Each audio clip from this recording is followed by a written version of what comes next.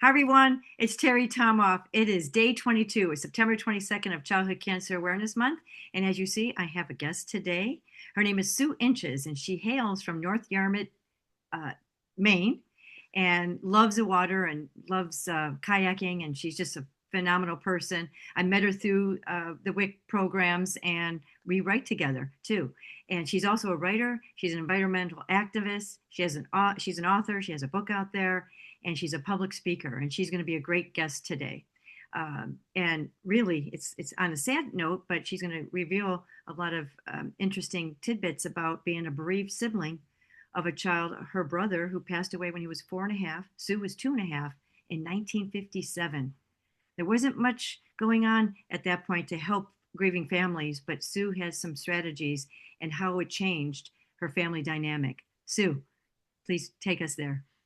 Hi, and thank you for having me. This Yeah, is you bet. cool. Yes, I am an environmental advocate, and I usually am talking about toxics in the environment or climate or something like that.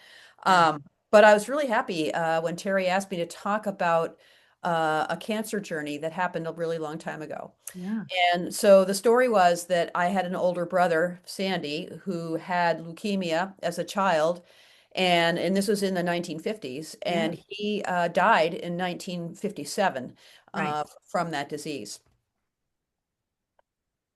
I know. And I just wanted to say you were how, what, 2.5, you said?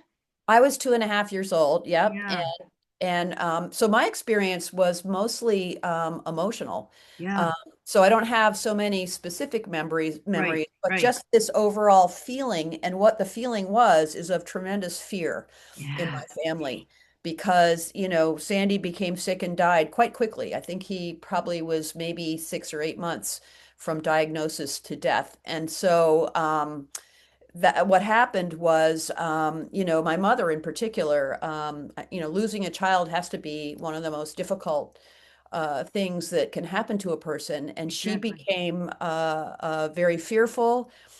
She became depressed. She was not available emotionally for a while. And what that meant for me was I kind of grew up with this feeling that something terrible could happen at any moment. Yeah, So I wasn't a carefree child. I was not. In fact, I told Terry I envy those who in their teens felt invincible and immortal because I didn't. I felt anxious and I was afraid to go anywhere or do anything that wasn't yeah. familiar because something terrible could happen Yeah, at any exactly. moment. And the processes that were in place there. I mean, now we have grief books and grief counseling, and we have art therapists and social workers at the hospital that would help kids nowadays and have That's helped kids right. nowadays. You didn't Yeah, have and that. I actually asked my mother. My mother's still living. She's 99 years old, and I did Wow. ask her pretty recently. I said, so, why was I not invited to the funeral? Why didn't anyone talk to me? And she said, Yeah, well, she said, I honestly didn't know what to say to a 2.5-year-old. that's So true. basically, I was just kind of left out. I didn't get to go to the funeral. I didn't get an explanation. It was just my brother, who I'd known for my whole life, suddenly disappeared. Yeah, exactly. And it was pretty traumatic, actually. And my mother disappeared too, emotionally. And Yeah, also, during her grief, she became very depressed, also. And so my father, in his effort to try to help her, took her on a long trip to Europe. It's like, well, we just have to get out of here where the memory of the death and everything is. So yeah, they okay. went to Europe and they left me alone, with a person taking care of me who I did not know, was a Oh, stranger. oh wow. And yeah, and so this was really traumatic for me.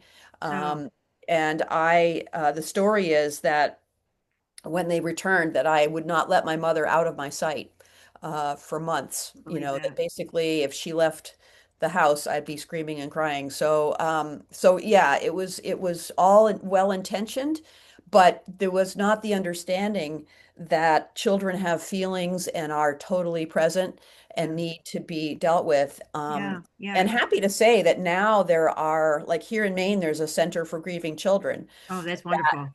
Yeah, and they work with families who are experiencing grief.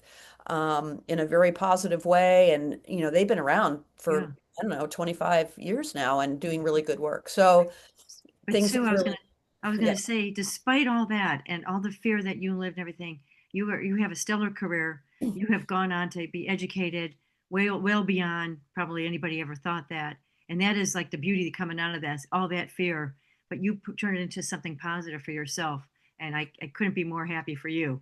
well, thank you. And I think that is the silver lining, Yeah. actually, is Yeah. that as a very small child, I retreated into my imagination. Yeah. Um, yeah, because that was the only thing I really could do. So as a really little girl, I made up songs, I made up stories, I did all these things to soothe myself because nobody was talking to me about what was really happening. True.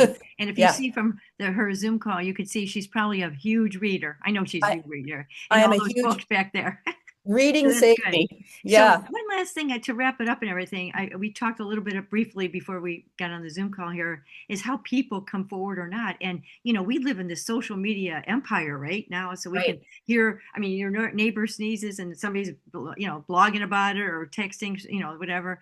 And but how people change and how people don't change sometimes. So wrap it up with that, how people come forward or not. I think Well, this is very interesting. it's really interesting to me who in our extended family came forward and who didn't. Yeah. So I had a great aunt, Louise, who was Sandy's godmother, Oh, and okay. she was incredibly supportive. She would drive me and my mother and Sandy to all of his appointments, doctor's appointments, and she lived in Concord, Massachusetts, and the appointments were in Boston. And this is before there was Route 128, which is a beltway. Like this was back roads, Yeah, like, yeah. so basically my great aunt would spend an entire day driving around to do this, to take us to appointments and be supportive. And she was amazingly supportive. And maybe she was your maybe that was somebody that you looked up that you maybe don't even remember. I'm just kind of jogging your memory a little bit because you saw that giving back. She was really helpful. As a little girl, I bet you were just kind of amazed that she was doing all this. Well, Maybe, one of the things that she did that very few other people did is she would talk to me and recognize me as a person.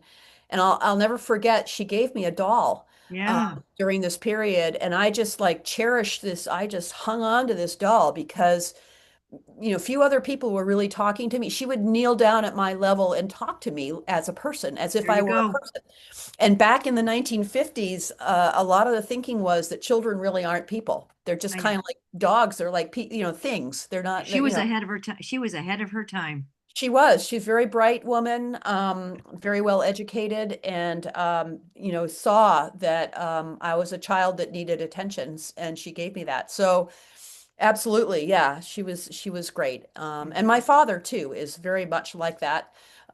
He's a very much a warm and loving person. So he helped me through this in his way as well. Yeah, And I think tried to help, my mother as much as he could. As I yeah, said, losing a child is really devastating. Yeah. difficult.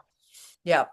But Sue, this has been a great conversation. And some things, in life just don't change, right? No matter how much technology is out there and how much it really comes down heart to heart. And that great aunt of yours, and even your mom and dad who were trying, they didn't know, right? There was a lot of They, unknowns there. Cancer treatments they were not developed really until the 50s, or I'm sorry, 1960s. So he was at the very front of that steady growth of where like 80% of children are now surviving childhood cancer. You know, right, that's right. And back then it was basically a fatal diagnosis. absolutely. Yeah. They tried some treatments. They tried everything available at the Yeah. time, but Yeah. nothing really worked. No. Because it just wasn't well developed. It No. was the beginning of, Yes. He was at the chemotherapy, very very start. beginning. Yeah. Very Yeah, beginning. Well, yeah. Sue, this has been wonderful. Thank you so much for participating in Childhood Cancer Awareness Month. And I hope if one person or one family hears this, I hope it would help them. So I thank you. hope so too. That would be wonderful if one grieving child was, loved and looked at in the eye and treated as if their feelings were important. I think that would be a huge step forward. So yeah, Thank you. All yeah. right. We'll be Thank in touch. you. Yeah. All right. Bye bye. Yep.